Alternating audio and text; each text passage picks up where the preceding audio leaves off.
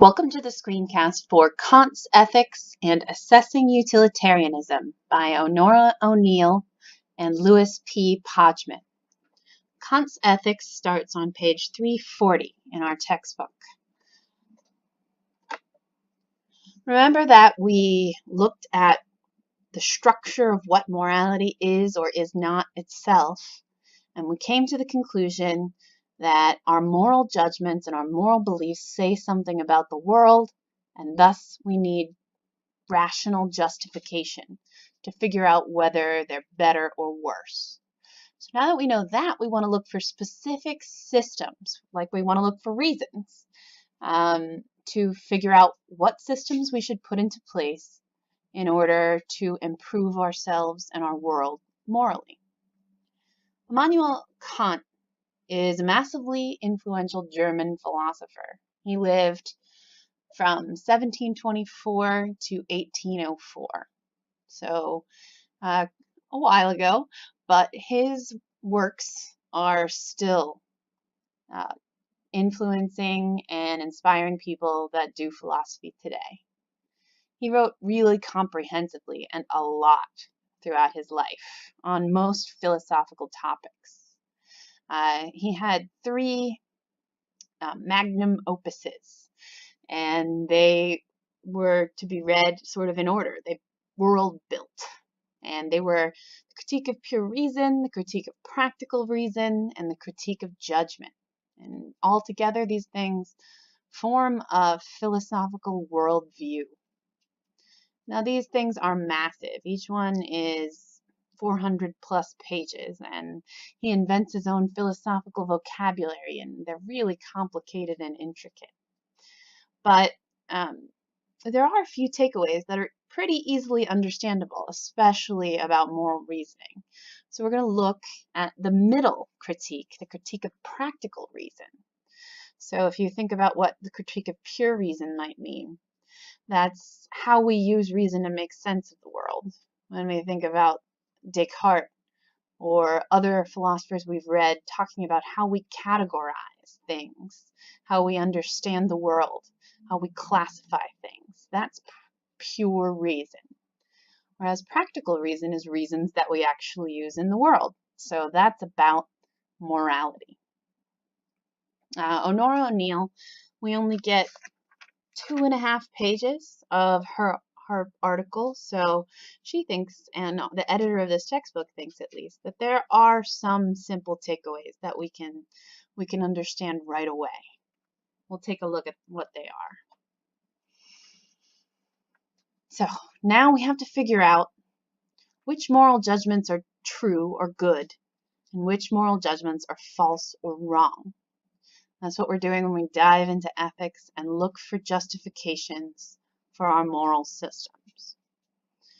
Remember that philosophers look to fundamental truths and general truths. That's a real throwback all the way to our very first article, the Beardsley's Introduction to Philosophy. So we're looking for fundamental moral truths that'll apply to everybody. So philosophers, that's what philosophers look for when they look for ethical systems. Now, in the article, O'Neill doesn't tell us about hypothetical imperatives, but I think it might help some of you to flesh out what she does talk about, which is the categorical imperative. So Kant reasoned that when we as human beings act, we do so in service to our goals. So if you've ever heard means and end, or means to an end, the ends that we have are our goals, and the means we take toward them are whatever habits or practices or beliefs that are aimed at our goals. So if we set whatever goal it is, it doesn't matter, having a family, doing well in school, making money, having pets, looking nice, those are our goals, and those goals actually determine what we must do in order to meet them. So if you want to have a nice smile, you must brush your teeth and whatever else. Go to the dentist. If you want to be a good student, you must study. So everybody has different goals, of course. So none of them can count as universal or general. So these kinds of individual goals that people have are they fall underneath the hypothetical imperative. Because what's hypothetical is that you have the goal. Whereas one person might have the goal to become a lawyer, another person might want to be a humanitarian or a stay-at-home parent. So hypothetically, whatever goal you have, there will be rules, imperatives that you must follow if you want to meet that goal. Is there anything in the world that is a goal for every single person? Is there a universal imperative? Things that will apply to all people in all environments. Kant thinks that morality is just that categorical imperative. He doesn't think we can opt out. We always make judgments of good and bad, no matter what, even if morality isn't important to us as a topic. Here's his argument as to why morality is a categorical imperative. So first he says all human beings have the ability to use reason. We all use reasons to make judgments. We can't escape that. And all human beings have the capacity and the ability to make moral judgments. So you can't avoid that either. Therefore, all human beings are compelled. It's imperative that we act in a moral way. That doesn't mean in a good way. That just means we all think behavior is good or bad. We can't escape that part of it. You're compelled to make moral judgments. So thus, if we want to be reasonable and rational, we need a universal moral rule that we apply to ourselves. A rule about the means to our ends and what sorts of behavior can count as right or wrong. So since each person has this moral capacity, every single person deserves moral respect. You can never use them as pure means, but only ends in themselves. And because they have the first two capacities, the ability to use reason and the ability to make moral judgments, they all deserve moral respect. So Kant gives us two versions of the rule, or the categorical imperative. And all categorical means is the entire category of people, in case you were wondering. So he tries to explain his universal rule in two different ways. The first one here, O'Neill represents on page 340. And he said, act in such a way that you always treat humanity, whether in your own person or in the person of any other, never as simply a means, but always at the same time as an end. So, humanity is a goal in and of itself. That's an awkward way to put it. Let's think about it this way, because he's trying to describe what it means to treat someone with moral respect. You're respecting the fact that they have their own capacity to form goals and to use their means to get there. And you can never use someone without their consent. That's sort of what the second one means. Never use a person as mere means. Okay, so let's try to attack number one again, though, and make it a little bit more clear. Kant sees us acting on maxims. So what maxims are, all they are the principles behind our actions. So if you decide to honor a promise to somebody, and you do it because you think that that's the right thing to do, the maxim or the principle behind your action is that if you make a promise, you should keep it. And Kant thinks, if you can universalize that, if you can imagine every single person on the planet doing that same thing without contradiction, without logical contradiction, then the maxim is a good one. So you should never break promises that you've made. would be the maxim for everybody. Does that work for everybody? Yes. It would uphold the idea of promises. People will still believe in promises, so there's no logical contradiction. However, if, say, you have a family member who's sick and you can't afford the medication and you go and you steal it, if you universalize that maxim and say that stealing is okay when you're doing it to save someone in your family's life, Kant would think that that is not justifiable as a maxim because it might collapse our belief in personal property if everybody did it. Okay, so in number 2, mere means refers to an action which a person could not in principle consent. So if you lie to somebody, you're not giving them a chance to consent to whatever action you're performing, what means you're using to get to your own goal. So if you use someone as mere means, you're not treating them with the moral respect to make their own decisions toward their own goals. We use each other all the time. You go to a restaurant and you're using other people's labor for their service. But Kant would say that's okay because that person that is cooking you and serving you your food has consented to be used. They're pursuing their own means and their own ends, their own goals. But if someone can't in principle consent because you're deceiving them in some way or just using them, then that cannot possibly be respecting their morality and their humanity. So a really good example for Kant is the act of promising because it works really well. If you universalize never breaking promises, it works well. If you decide that breaking promises in some circumstances is okay, that can't be universalized because it would destroy the act of promising. Nobody would trust each other anymore. And it works also as using them as mere means because you promise them and respecting their humanity that you would keep your promise. And if you decide to break it, they can't consent to that. They have no input.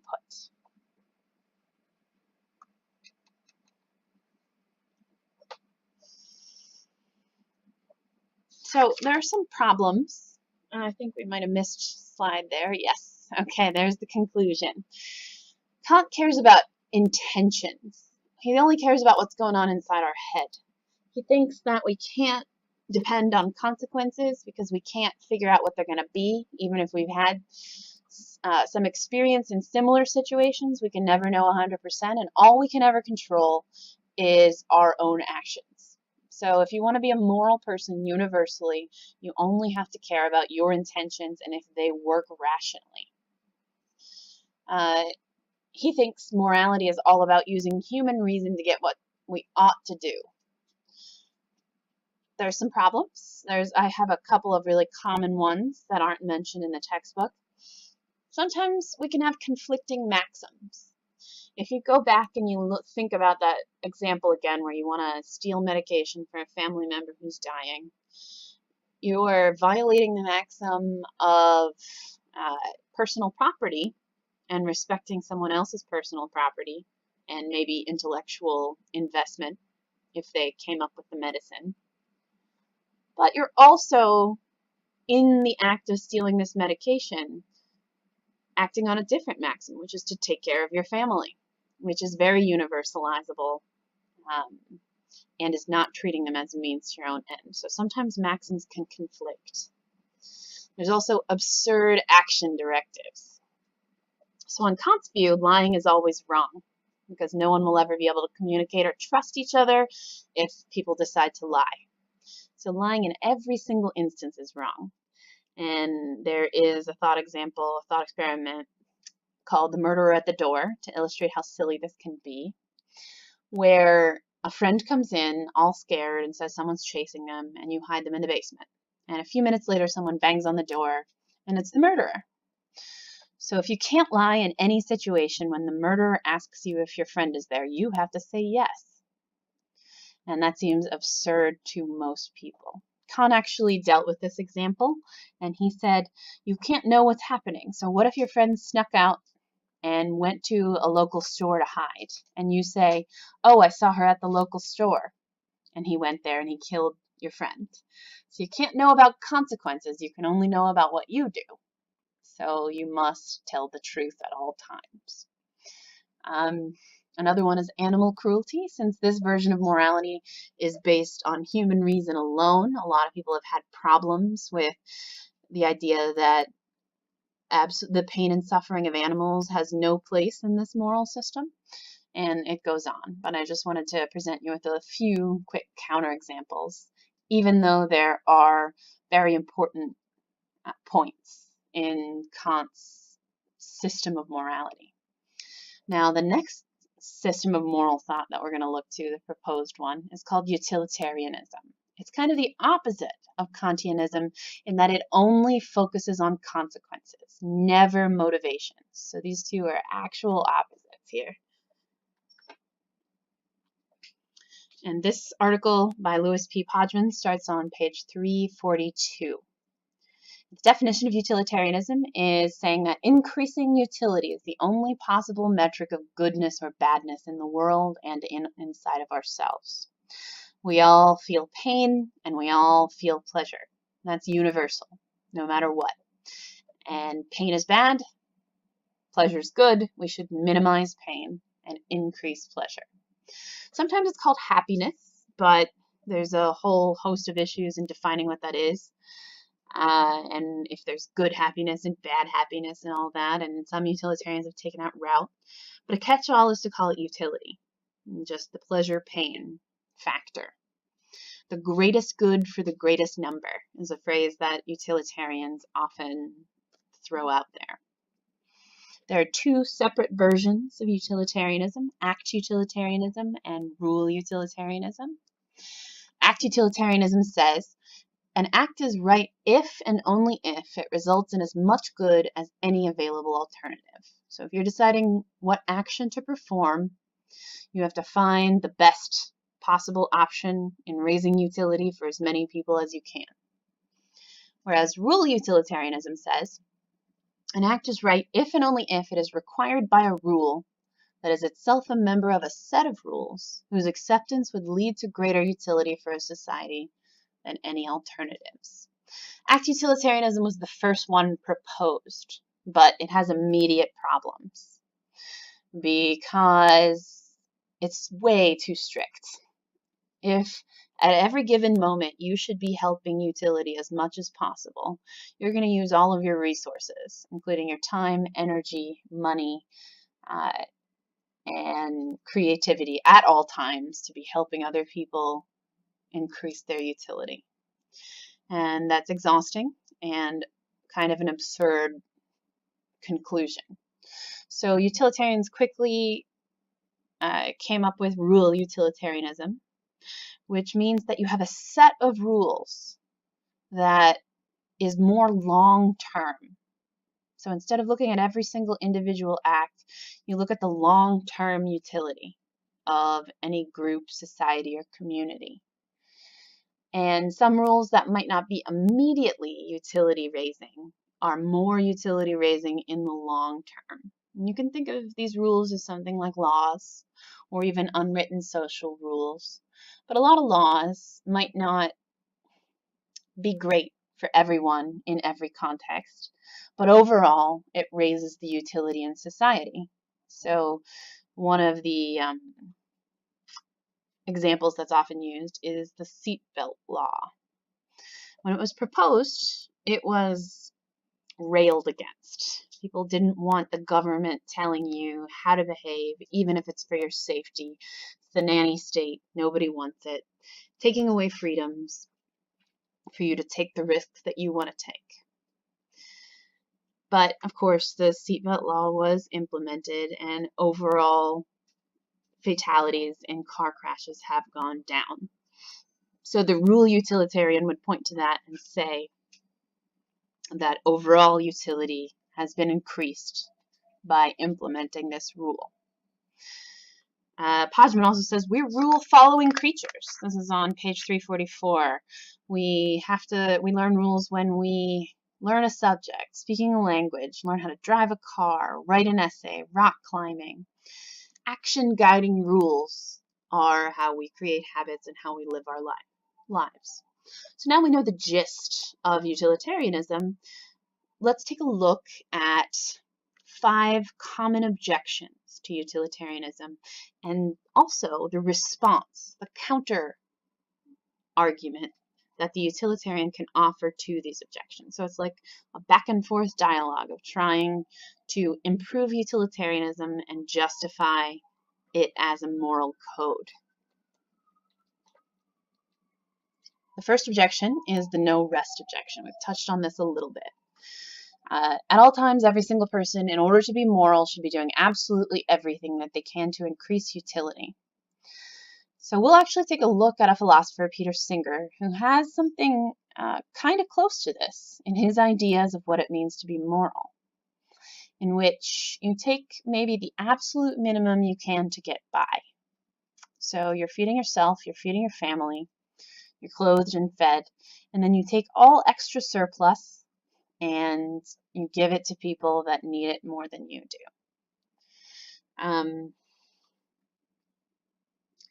So the way Podman puts it, this is the bottom of page 344,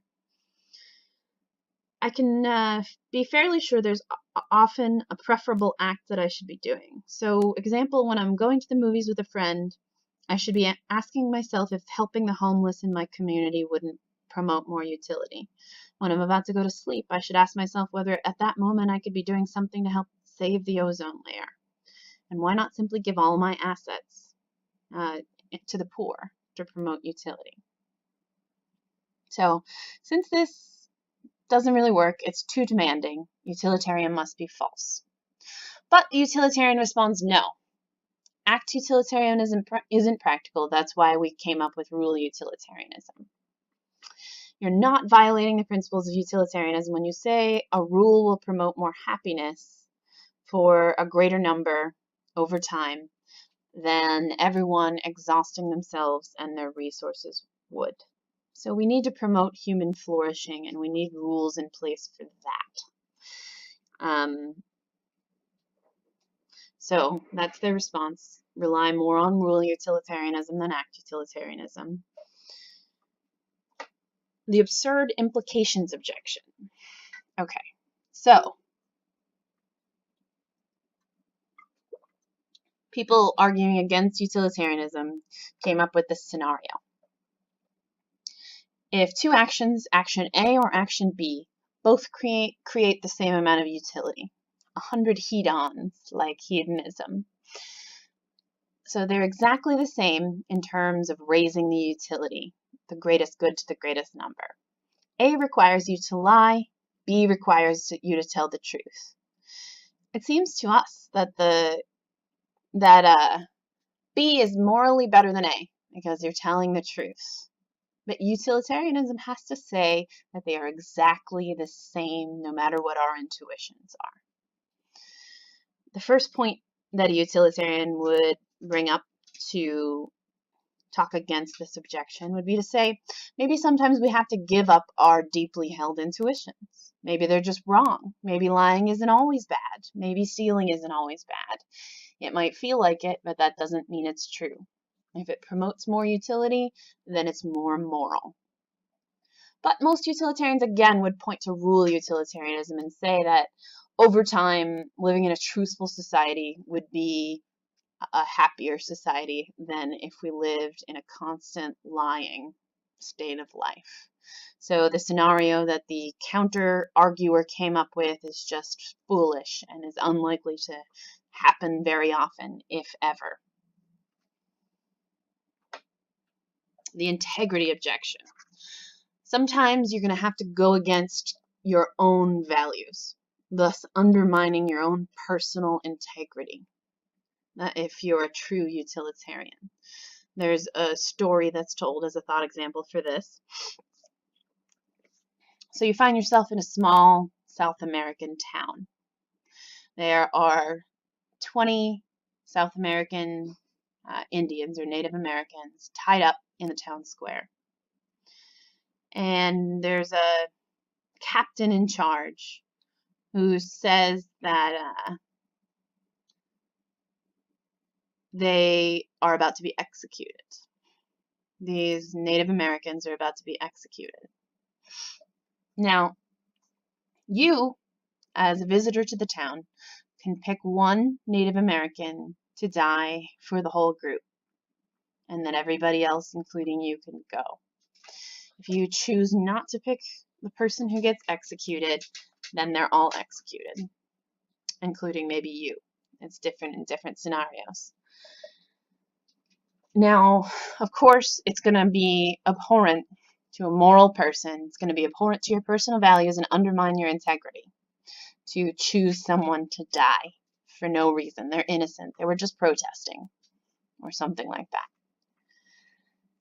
So if utilitarianism makes you undermine your integrity, isn't it a bad system?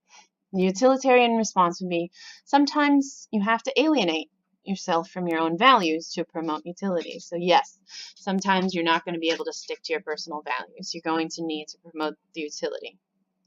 Sometimes the world's complex and you have to choose the lesser of evils. They point again, however, to rule utilitarianism, where the prevention of widespread abuses of human rights and the upholding of these personal rights over time with rules would promote more utility than individual acts in a time and a place. Whew. Okay, the Justice Objection, the fourth objection. Sometimes committing an injustice against an individual or small group of individuals creates more utility in the larger society, and this seems fundamentally and deeply unjust. So, another thought experiment that's often used is you're a sheriff in a small town, and there have been killings that are throwing your town into chaos, and it's just a tinderbox, and rioting is ready to happen. You as the sheriff have a strong motivation to keep the peace, so not a lot of people get hurt, but you can't figure out who's committing these crimes. There's a vagrant passing town, and you pin them on this vagrant, execute the vagrant, and the town remains calm. But obviously killing an innocent person is unjust. There are lots of other examples also. If you have 5 patients, you're a doctor, and they all need organs, different organs. Someone healthy comes in just to get a checkup and is the perfect donor. The utility would be to kill that one person and save the 5. It's offensive. It offends our deep-held beliefs in justice, especially for innocent people and human rights. The response from the utilitarian, as always, rules, rules, rules. If you rely on a system of rules that values the sanctity of human life and individual human rights, a lot of these things go away. But of course, sometimes single people or small groups should be sacrificed for the greater good. It sucks, but sometimes it has to be done. And the example is, you know that there is a terrorist threat in Manhattan, and you have really good justifications for thinking that there's a bomb somewhere in a building that will kill tens of thousands of people. You also have really good justifications for believing that they set the bomb. You only have a couple of hours. Is it justified to torture them to figure out where it is? Or if they say you have to kill one person, and he'll tell you where the bomb is, should you go against your sense of justice to protect tens of thousands of people? And some people would say yes, some people would say no. And the utilitarian would say yes. The last objection is the publicity objection. This one's a little complicated, so I put just the whole quote here from page 348. It's usually thought that all must know moral principles so that all may freely obey the principles. This is this universal thing that I've been talking about. But utilitarians usually hesitate to recommend that everyone act as a utilitarian, especially an act utilitarian, for it takes a great deal of deliberation to work out the likely consequences of alternative courses of action. So utilitarianism seems to contradict our notion of publicity. And again, they refer to the rule, utilitarianism, because everybody knows most of the rules, but even sometimes in counterintuitive cases, again, the common good or the common utility should prevail. So now we've looked at two common and opposite schools regarding the appropriate structure of moral systems. Kantianism focuses on intention, while utilitarianism focuses on consequences. I want you to think about what's more plausible to you, or if there is a possible way to combine the good parts of both and take away the bad parts of both. And I want you to keep in mind when you're thinking about these issues that ethicists are looking for fundamental and general moral rules that is defended by good justifications. We're going to try and design our societies to improve as much as we can over time. Discovering the best supported beliefs about morality and moral systems is essential.